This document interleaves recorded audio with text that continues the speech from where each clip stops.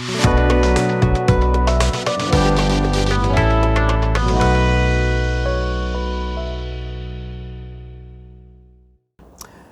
علیکم دوستو، کل پوری قوم، حکومت اور تمام حکومتی ادارے 76واں یوم آزادی دھوم دھام سے منانے کی تیاری کر رہے ہیں۔ لیکن کیا کبھی آپ نے سوچا کہ ان 76 سالوں میں ہم نے بحیثیت قوم وہ کیا کارنامے انجام دیے ہیں جس کا جشن منایا جائے گا؟ اس وقت دنیا میں چھوٹے بڑے ملا کے 195 ملک ہیں۔ ان میں سے پاکستان آبادی کے حساب سے 5واں سب سے بڑا ملک ہے۔ لیکن اگر ہم اپنی فی کس آمدنی، جس کو G D P nominal income کہتے ہیں، اس کو دیکھیں تو ہمارا دنیا میں 178واں نمبر ہے، یعنی پاکستان دنیا کے 20 غریب ترین ممالک میں شامل ہے۔ آپ میں سے جس کو پاکستانی پاسپورٹ پر بیرون ملک سفر کرنے کا کوئی موقع ملا ہو، انہیں تو خیر بخوبی تجربہ ہوگا کہ سبز پاسپورٹ کی دنیا میں کیا وقت ہے، اور جن کو نہیں معلوم ان کی معلومات کے لیے ہم یہ عرض کر دیتے ہیں کہ اس وقت پاکستانی پاسپورٹ دنیا کا چوتھا کمزور ترین پاسپورٹ ہے۔ ہمارے نیچے صرف شام، عراق اور افغانستان ہے، اور وہ بھی اس لیے کہ وہ کئی دہائیوں سے حالت جنگ میں ہے۔ حالت امن کے ممالک میں پاکستانی پاسپورٹ دنیا میں آخری نمبر پر ہے۔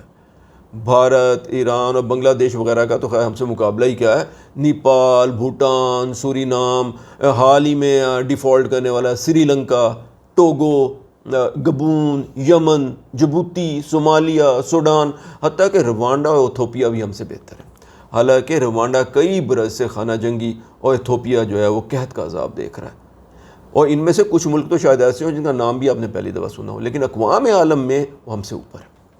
اب آئیے ذرا تعلیم کی طرف۔ دنیا کی پہلی 100 بہترین یونیورسٹیوں کو تو آپ اٹھا کے ایک طرف رکھ دیں، پہلی 300 یونیورسٹیوں کی فہرست میں بھی کسی پاکستانی ادارے کا نام تک نہیں ہے، حالانکہ اسی فہرست میں ایران، سعودی عرب، ترکی اور بھارت وغیرہ کی کئی یونیورسٹیاں شامل ہیں۔ اب ذرا صحت کو دیکھیے۔ دنیا میں کسی ملک کے ہیلتھ سسٹم کی کارکردگی جانچنے کے لیے انفنٹ مورٹیلٹی ریٹ کو ایک بہت عمدہ پیمانہ سمجھا جاتا ہے، یعنی اس ملک میں پیدا ہونے والے کتنے بچے ایسے ہیں جو اپنی پہلی سالگرہ منانے سے پہلے ہی فوت ہو جاتے ہیں۔ یہاں پر بھی ہماری پرفارمنس اندھوناک ہے۔ بس یوں سمجھیے کہ اگر ایک بچہ سوڈان یا ٹوگو یا گبون یا جبوتی، ایتھوپیا، حتیٰ کہ افغانستان میں بھی پیدا ہوا ہو، تو اس کی اپنے پہلی سالگرہ پر زندہ ہونے کے امکانات پاکستان میں پیدا ہونے والے بچے سے کہیں بہتر ہیں۔ اور یہ شرمناک اعزاز بھی افغانستان کے علاوہ سے پاکستان کو ہی حاصل ہے کہ دنیا بھر سے بے انتہا مالی امداد بٹورنے کے باوجود ہم اپنے ملک سے پولیو کا خاتمہ نہیں کر سکے، اور آج ہم پوری دنیا کے لیے خطرہ بنے ہوئے ہیں کہ کہیں یہاں سے دوبارہ پولیو کی وبا نہ پھوٹ پڑے اور پوری دنیا کو اپنی لپیٹ میں لے لیں۔ دوستو، ان 76 سالوں میں ہم نے پایا تو شاید کچھ بھی نہیں، مشرقی پاکستان گنوایا ضرور ہے، بس سبق کوئی نہیں سیکھا۔ آج بھی وطن عزیز میں نہ تو کوئی مستحکم معاشی نظام ہے، نہ ہی سیاسی نظام کا کوئی عطا پتہ ہے۔ حکومت کے تمام ادارے صرف اپنا کام نہیں کریں گے، بس باقی تمام اداروں کے کام میں مداخلت اپنا فرض سمجھیں گے، اور ان سب پر نگران عدلیہ کے اپنے فیصلوں کی تاریخ بھی کچھ زیادہ درخشاں نہیں ہے۔ اور سب سے مایوس کن بات تو اخلاقی انحطاط ہے۔ کرپشن اور رشوت تو ہمارے ملک میں اب ایک بالکل نارمیلٹی بن گئی ہے۔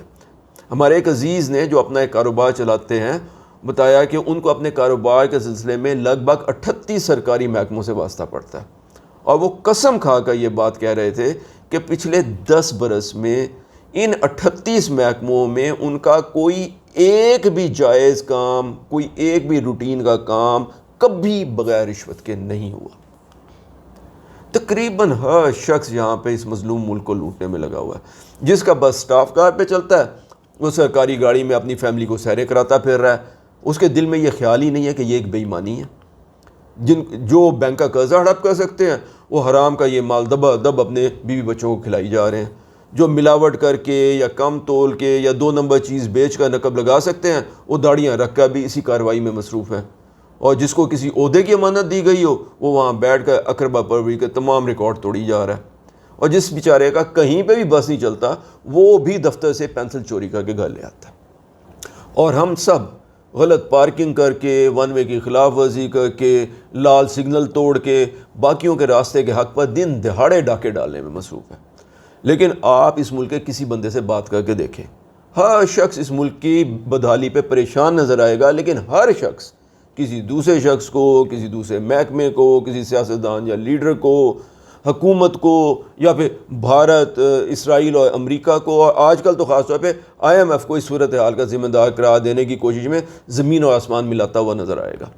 لیکن ہم میں سے ہر ایک نے اس بربادی میں جتنا حصہ ڈالا ہے وہ ہمیں نظر نہیں آتا۔ اچھا، اس کے ساتھ ساتھ ہم آج بھی کسی نہ کسی نئے لیڈر، کسی ادارے، کسی نہ کسی قرضے، کسی نئے معاوضے کے انتظار میں بیٹھے ہیں، بس ان کی طرف دیکھ رہے ہیں کہ وہ آ کے ہمارے مسائل حل کریں۔ حالانکہ رب تعالیٰ نے تو سورۃ رعد کی آیت نمبر 11 میں اس بارے میں فیصلہ ہی صادر فرما دیا ہے کہ ان اللہ لا یغیر ما بقوم،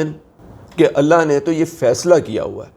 کہ وہ کسی قوم کے حالات کو تبدیل نہیں کرے گا حتیٰ یغیروا ما بانفسکم، جب تک کہ وہ قوم خود اپنے اندر ایک مثبت تبدیلی لے کے نہیں آئے گی۔ اس لیے دوستو، اگر ہم اپنے ملک کو ذلت اور رسوائی کے اس گڑھے سے نکال کر ترقی یافتہ قوموں کے ساتھ کھڑا دیکھنا چاہتے ہیں تو اس یوم آزادی پر ہمیں جو پریزیڈنٹ جان کینیڈی نے امریکیوں کو امریکہ کے لیے کہا تھا وہی پاکستان کے لیے اپنے دل میں اتارنا ہوگا کہ ask not what your country can do for you, کہ سوال یہ نہیں ہے کہ آپ کے ملک سے آپ کو کیا ملا، ask what you can do for your country, سوال تو یہ ہے کہ آج تک آپ نے اس ملک کے لیے کیا کیا ہے۔ ہمیں اپنے ذاتی مفاد کی بجائے قومی اور اجتماعی مفاد کے بارے میں سوچنا شروع کرنا پڑے گا، ورنہ ایک ایسے ملک میں جہاں ایک نوزائیدہ بچے کو اپنی پہلی سالگرہ تک رہنے کا بھی فیئر چانس نہیں ملتا، ہم کس چیز کا جشن منانا چاہتے ہیں؟ اس ننھی سی جان کی موت کا جو صرف اس لیے ہلاک ہو گئی کیونکہ اس کی پیدائش پاکستان میں ہوئی تھی، حالانکہ وہی بچہ اگر سوڈان، جبوتی، ایتھوپیا تک، افغانستان میں بھی پیدا ہوا ہوتا تو شاید اپنی پہلی سالگرہ پر زندہ ہوتا۔ اور دوستو یاد رہے، آج نہیں تو کل یہ بچہ میرا یا آپ کا بھی ہو سکتا ہے، اس لیے آئیے اس 14 اگست کو اجتماعی یوم استغفار کے طور پہ منائیں۔ اگر ہماری آج کی باتیں آپ کے دل کو چھو رہی ہوں تو اس ویڈیو کو لائک ضرور کیجیے گا، ہمارے چینل افتخار ٹاکس کو سبسکرائب کر لیں، اور ہاں، بیل آئیکن دبانا نہ بھولیے، کیونکہ ہم اس طریقے کی بہت اہم، دلچسپ اور معلوماتی ویڈیوز آپ کے لیے ہفتے میں 2 مرتبہ باقاعدگی سے اس چینل پر اپلوڈ کرتے ہیں۔